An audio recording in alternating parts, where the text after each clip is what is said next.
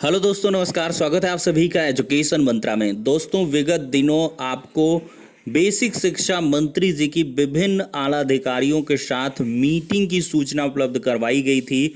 तो दोस्तों, उसी मीटिंग का जो कार्यवृत्त है वो जारी हो चुका है। ऑफिशियल नोटिस जारी हुआ है। चयनित शिक्षकों के लिए एक बड़ी खुशखबरी है। नई शिक्षक भर्ती, टीटी परीक्षा इत्यादि पर क्या कुछ निर्णय हुआ है, इस पर चर्चा करने वाले हैं। तो वीडियो को फटाफट लाइक एंड शेयर करें और चैनल पर फर्स्ट टाइम विजिट कर रहे हैं तो सब्सक्राइब भी कर सकते हैं। तो चलिए दोस्तों, वीडियो सेशन को स्टार्ट कर लेते हैं। तो देख सकते हैं दोस्तों, माननीय बेसिक शिक्षा मंत्री उत्तर प्रदेश शासन की अध्यक्षता में दिनांक 7 अगस्त को आयोजित समीक्षा बैठक का कार्यवृत्त जारी हुआ है। इसमें प्रमुख सचिव रहे हैं बेसिक शिक्षा उत्तर प्रदेश अनामिका सिंह, डीपी सिंह रहे हैं, आरवी सिंह विशेष सचिव रहे हैं बेसिक शिक्षा, और सर्वेंद्र विक्रम बहादुर सिंह रहे हैं, DB Sharma, Rohit Tripathi, Lalita Pradeep, Pratap Singh Baghel ji, Amarendra Singh, R K Tiwari, Shyam Kishore Tiwari, Madhav ji Tiwari, Jeevendra Singh Airi, ये सब बड़े बड़े जो शिक्षा विभाग के अधिकारी हैं वो मौजूद रहे हैं। इसमें एजेंडा देखिए, बैठक में एजेंडा बिंदुओं पर समीक्षा की गई और समीक्षा के उपरांत निम्नलिखित कार्रवाई हेतु निर्देश दिए गए हैं। पहला क्या है, जनपद के अंदर शिक्षकों के स्थानांतरण और समायोजन के संबंध में चयनित शिक्षकों के लिए बम्पर छप्पर फाड़ खुशखबरी है। इस संबंध में माननीय बेसिक शिक्षा मंत्री द्वारा निर्देश दिए गए कि उक्त प्रक्रिया 2 चरणों में संपन्न की जाए। प्रथम चरण में अगस्त माह में ही शिक्षकों से प्राप्त आवेदन के आधार पर अंतः जनपदीय स्थानांतरण किया जाए और द्वितीय चरण में नियमावली में प्रस्तावित संशोधनों पर माननीय मंत्री परिषद के अनुमोदनोपरांत समायोजन किया जाए। जनपद के अंदर आवेदन के आधार पर स्थानांतरण शीघ्र पूर्ण किए जाएंगे। निर्धारित समय के पश्चात आवेदन जो होंगे उन निर्धारित समय के उपरांत प्राप्त होने वाले आवेदनों पर माननीय मंत्री जी के अनुमोदनापरांत स्थानांतरण किया जाएगा। शिक्षकों के अंतः जनपद के अंदर स्थानांतरण की प्रक्रिया ऑनलाइन संपादित की जाएगी, परंतु विशेष परिस्थितियों में माननीय मुख्यमंत्री जी, बेसिक शिक्षा मंत्री जी की अनुमति से ऑफलाइन किए जा सकेंगे। पारस्परिक स्थानांतरण की प्रक्रिया वर्ष पर्यंत अनुमन्य किया जाए और उक्त प्रक्रिया को ऑफलाइन किया जाए, ताकि यदि 2 शिक्षक जिनके ग्रेड एवं कैडर समान हैं आपसी सहमत से पारस्परिक स्थानांतरण चाहते हैं, उनके लिए स्थानांतरण के प्रोविजंस किए जाएं। तो ये बहुत मस्त चीज़ है कि भैया होना भी चाहिए, ज़िले के अंदर हो या बाहर हो, क्योंकि इससे शिक्षण कार्य बाधित नहीं होता है। एक शिक्षक जाएगा तो दूसरा आएगा। तो ऐसे में जो पारस्परिक स्थानांतरण की प्रक्रिया है उसको वर्ष पर्यंत अनुमन्य किया जाना चाहिए। और ये हमारे मतलब पॉइंट ऑफ व्यू से ज़्यादा बढ़िया बिंदु नहीं है। छात्र छात्राओं को निःशुल्क यूनिफॉर्म, खैर इसको छोड़। अब यहाँ पर दोस्तों चर्चा करेंगे, एनआईसी के माध्यम से शिक्षा विभाग के अनेक कार्य किए जा रहे हैं, जैसे स्थानांतरित शिक्षकों का विद्यालय आवंटन, अंतर जनपदीय स्थानांतरण, टीटी से संबंधित कार्य, सहायता प्राप्त विद्यालयों में शिक्षकों के चयन हेतु परीक्षा नियोग प्राधिकारी उत्तर प्रदेश प्रयागराज द्वारा कराए जाने वाली परीक्षा आदि।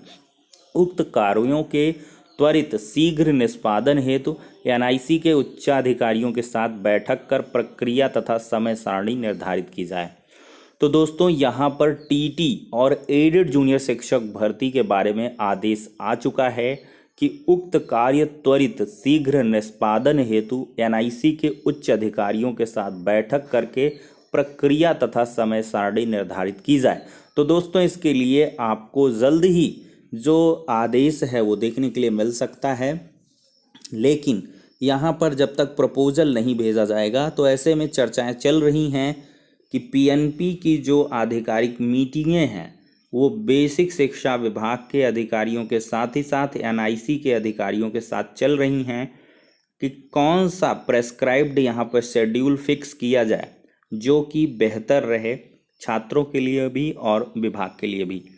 अब दोस्तों, माध्यमिक शिक्षा विभाग के अधीनस्थ संस्कृत विद्यालयों में शिक्षकों के चयन, देखिए इस संबंध में विचार विमर्श किया गया। माननीय मंत्री जी द्वारा निर्देश दिए गए हैं कि शिक्षा निदेशक बेसिक एवं सचिव परीक्षा नियामक प्राधिकारी द्वारा संबंधित प्रत्यावली पर पुनर्विचार करते हुए माध्यमिक शिक्षा विभाग के अधिकारियों के साथ समन्वय स्थापित कर प्रक्रिया को पूर्ण कराया जाए।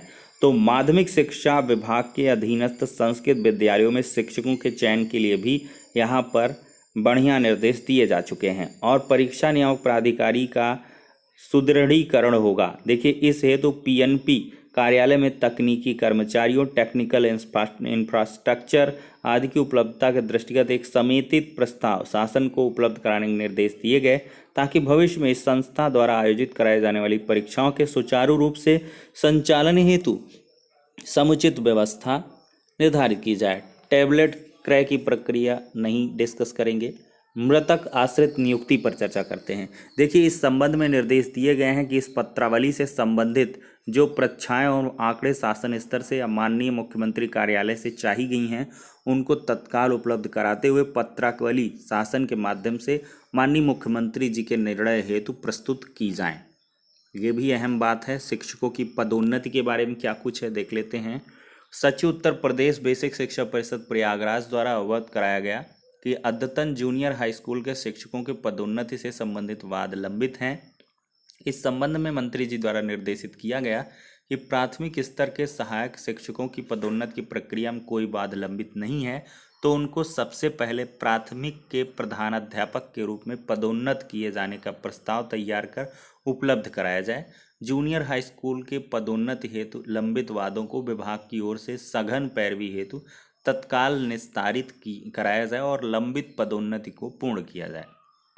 तो अहम ये है कि जो शिक्षकों की पदोन्नति है प्राथमिक विद्यालयों में, वे भी जल्द होने वाली है। कस्तूरबा गांधी बालिका विद्यालयों के उच्चीकरण पर भी चर्चा हुई है। भवन निर्माण कार्य में तीव्रता लाई जाए और इसका सघन अनुश्रवण किया जाए। यह अपेक्षा की गई है कि जिस ब्लॉक में कस्तूरबा गांधी विद्यालय स्थित है, उस ब्लॉक के जूनियर हाई स्कूल की शिक्षिकाओं को आवेदन के आधार पर प्रतिनियुक्ति के तौर पर सुपरवाइजर प्रधानाध्यापक के रूप में कस्तूरबा गांधी विद्यालय में पद स्थापित किए जाने के संबंध में प्रस्ताव उपलब्ध कराया जाए। तो ये भी अहम खबर है। और शिक्षा विभाग में कार्य कर रहे नॉन फाइनेंशियल MOU वाले सभी स्वयंसेवी संस्थाओं, सभी तकनीकी अकादमिक संस्थाओं के साथ माननीय मंत्री जी की अध्यक्षता में बैठक शीघ्र आयोजित की जाएगी। शिक्षा अधिकारियों के सेवा नियमावली, प्रोन्नति, कोटे आदि पर भी जिस भी स्तर पर कार्रवाई लंबित है उसे गति दी जाए।